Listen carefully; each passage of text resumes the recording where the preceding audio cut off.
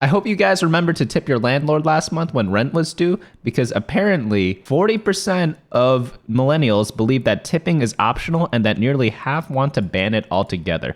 All right, let's digest this for a second. So believing that tipping is optional and wanting to ban tipping are two completely different topics.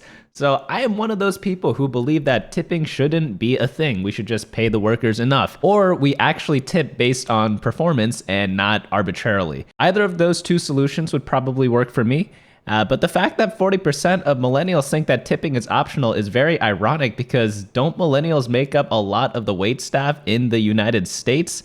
And people in the service industry, so people are kind of doing this to themselves. In this video, we are going to go over what people should be tipping, and we're going to look at this article from NBC talking about tipping and how it relates to young people in America. So going back to the article, by the way, the ironic thing about millennials is that millennials aren't that young anymore. It's mainly just Gen Z that are the young people.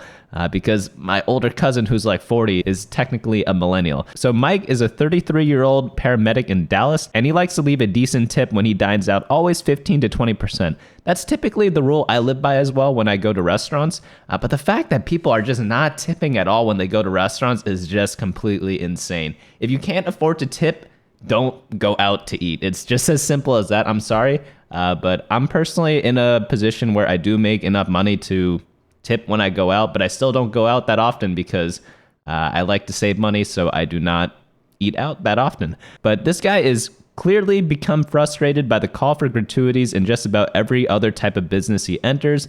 The local dry cleaner has a tip jar. All right, that is something I haven't seen before, but yeah, that is a little weird, but it kind of does make sense because it's still the service industry, right? I don't know. But if it's a jar, I believe that is optional. And if it's not something that's typically done in society, I think it's like you shouldn't feel pressured into tipping. But yeah, sometimes it has reached something of like a ridiculous point where pretty much everyone is expecting like a fat tip on literally everything you do. So there is data that these social pressures may play a role in showing that millennials aren't tipping as well or as often as older consumers. I mean, that makes complete sense. Millennials are a bunch of cheap assholes, and they are probably the poorest out of all the groups because they are the youngest. Typically, when you are older, you do make more money because you are in a higher position, or you learned a lot more skills, which allows you to make more money. But a new survey found that US millennials are the poorest tippers. All right, so this was a survey done by creditcards.com, but from the ages 18 to 37, this age group, I am in right smack dab in the middle of that. So I am the most millennial you can ever get. 10% routinely leave no tip. Nearly 1 in 3 leaves less than 15%. And 1 in 6 says they regularly choose the lowest preset tipping option, while nearly 1 in 5 give no tip when presented these choices. Holy cow. All right, so what they're talking about are payment apps, things like Square, or pretty much anything where you find at a counter of a random restaurant. Let's say if you are paying and you look up at the top at the menu and then you're like, I want a pepperoni pizza with like extra cheese or whatever. And then they take out like a swiping thing and then it recommends a tip. And a lot of those places, they do like recommended tip amounts starting at like 20%, and it's not even like a dine-in restaurant. It's like they give you 3 options: 20%, 30%, or 40%. Like, what the hell are you doing? So at those places, I'm completely on board with these people who like buzz off and like no one's leaving like a 30% tip just because it's the middle option for a place that doesn't even serve you. They literally just like, they're like a takeout place, for example. Like, I've literally seen that before. But there is like an issue with this 10% routinely leaving no tip. Like, dude, why are you even going outside? Like, just honestly stay home. Don't go to a place where people actually need to rely on tips for making money. Nearly 1 in 3 leaves less than 15%. So have I left a less than 15% tip before? Of course I have. If I go out to eat and someone gives me really, really crappy service, I'm going to give you 10%. And if you really, really pissed me off as well, of course I'm not going to leave a tip because you don't deserve that money, because that's what tipping is for. It's based on service, theoretically. But for some reason, in this messed up country, we've just made it mandatory to tip 20% every time. If not, you're a cheap asshole. But apparently that's not the case, because we are looking at the demographics of millennials, and a lot of people are not leaving that much of a tip, which again is ironic because a lot of the wait staff are aged between 18 to 37.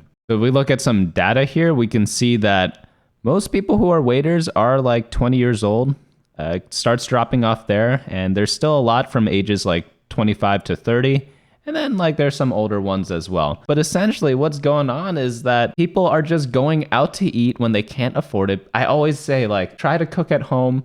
Always try to eat your meals at home because it's going to be like 3 times cheaper than going outside. And it's also probably going to be healthier. The only times I go out to eat is if I'm going to be eating something that I can't make at home myself. For example, very high-end sushi places, maybe like a pizza. Pizza doesn't come out the same at home. Complex dishes from cultures where ingredients are not typically sold in the US. Those are typically when I'm going to be eating out. But apparently people love eating out like twice a day or like 10 times a week. And it's just way too much. It's just way too expensive. People don't have the salaries to support that lifestyle, even though they want to be living their best or whatever. Like, it's really, really silly. Like, I'm a big proponent of saving money. Eating at home is just one of the best ways to do that. So the average, okay, the article mentions it as well. Like the average restaurant worker is a millennial, making for quite the paradox. Yeah, exactly. That was like my very first thought when I read the title, when my friend sent me this. So millennials, they went to college and went into debt to get degrees that don't pay for themselves in the workforce. And essentially it's just like marketing in America makes it so that like, oh, like you should go outside, you should do this, you should go to this bar, you should go day drinking. Oh, there's this cool beer garden over there with a happy hour. And it's just really encourages people to go out constantly. And people are just spending money out the wazoo. Some of my friends, they are struggling a bit with money and they show me their credit card bills and I see like going out here, going out there, like, and it's like in the same day, not even the same weekend where it's like $50 at one place and then like $30 at another place just for drinks on a Friday. And that's just one day of the month, let alone the weekend. They go out like twice a weekend and they wonder why they cannot afford certain things. Or they make the same salary as me and wonder why I am able to quit my job and they aren't. So there's resentment not towards servers, but towards the system. And this second poll, which consulted the same amount of people as creditcards.com, suggests that we're seeing some disdain towards the traditional tipping model among millennials and a strong desire for restaurants to implement a more transparent system where staff doesn't depend on an optional gratuity to earn a living wage. All right, I completely understand this resentment because like I kind of resent it too. I feel like if you are doing some work, like you should be paid at least minimum wage for it, and then tipping should be a bonus on top of that. Worst case scenarios. You go to other countries, you try to tip them, they just refuse the tip because it's just not in their culture. And again, I completely get the disdain of the tipping model. However, just because you don't like something doesn't mean you can choose not to play the game because it screws over other people. If it didn't hurt other people, sure, don't play the game. But in this case, it directly hurts all the wait staff that people feel so bad for. Apparently, maybe they just don't feel bad for them at all, and that's why they don't tip. But it's just a completely nonsense BS excuse to not tip. All right, let's scroll down a little bit. Dining out without breaking the bank, a balancing act. Is this millennial trend towards rejecting the pay model of tipping actually causing them to opt out of tipping when in restaurants? Probably not, as that would contradict their ethical rationale. It is more likely that millennials are tipping less than their elders because, firstly, they go out to eat more. That is very true. And they can't afford to be dishing out 20% tips every time. Again, if you are doing this and you are going out very often, make sure you can afford 20% tips before going out. It's really not that hard. And you don't screw over all your fellow millennials by doing that. Millennials are pretty conservative and cautious with their money. All right, dude, who wrote this article? Because this needs to be like fact checked or whatever. Because millennials are not conservative and they are not cautious with money because they take on a lot of debt. They love cool cars. They love big houses. And they're probably one of the worst generations in terms of managing money. I'm really surprised where they found this because, okay, a person named Matt Schultz, who is a senior industry analyst at creditcards.com. I don't know where Matt's getting his data from because I've always heard that boomers and actually Gen Z is much more financially responsible because Gen Z learned the mistakes or heard about the mistakes from all the millennials. And that's why they are slightly smarter in that aspect. Not smarter, but more conservative. So adding 20% on top of everything you get makes for a much more expensive night. So it calls for a bit of a balancing act. Yeah, the balancing act is screwing over everyone in the service industry because you are a cheap person who did not make good financial decisions. All right, so the quick serve surge. Another important factor here is that millennials are frequenting quick serve restaurants where you pay for your food at the counter and take a tray to a table. And in this environment, there isn't an employee waiting on you, so tipping can feel especially optional. So in places like these, and I eat at these a bunch too, I really don't think tipping's necessary. You don't have a waiter. And people tip far less in these type of quick serve places than at a regular restaurant where there is a wait service. And if they're getting items to go, they may skip tipping because they think, why should I tip for a service that I'm already paying for? There's also this plethora of tip jars everywhere, and millennials tend to roll their eyes at that. Again, at these places, like, are you actually supposed to tip at them if like they don't even bring you water, for example? I don't really know. Like maybe I missed the memo or something like that, and you're supposed to tip 15 to 20%. But then that brings the question: if you are tipping 20% at a place where they do not serve you, when you are at a sit-down restaurant, are you supposed to tip 30% in those places?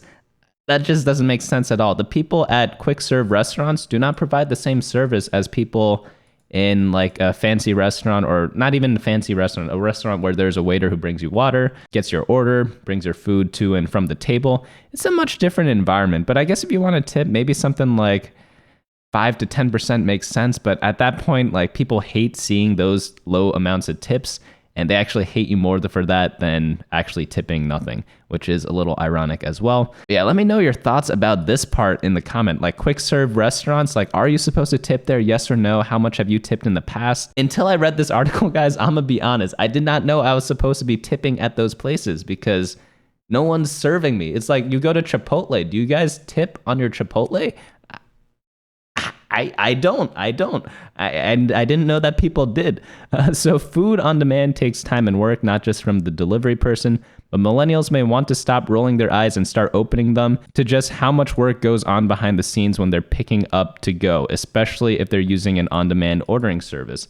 Some restaurant worker roles now include many duties that they did not include years ago due to the risk of internet-based delivery services. Restaurant patrons are often not aware of this. So yeah, like now hostesses or whoever's manning the phones has to like coordinate all these different delivery apps, and some restaurants use like 3 different delivery services. So I could see how it gets a little hectic.